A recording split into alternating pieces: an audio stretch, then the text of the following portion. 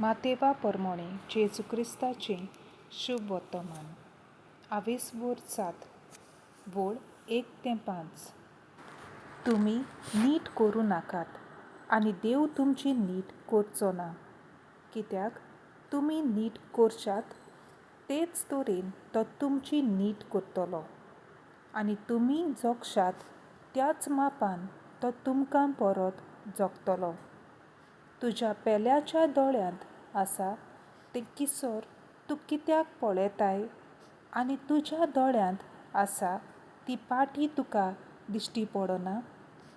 तुज्या दोळ्यांत एक पाटी आसतना तुज्या पेल्याक तुज्या दोळ्यांतलें किसोर म्हाका काडून दी अशें तुज्यान कशें म्हणूंक जाता? आरे दोंग्या, तुज्या दोळ्यांतली पाटी पयलीं काड, आनी मागीर तुज्या पेल्याच्या दोळ्यांतलें किसोर काडूंक तुका निवळ दिश्टी पडटलें. सर्वेस्पराचें उतर. देवाचो व्हड उपकार.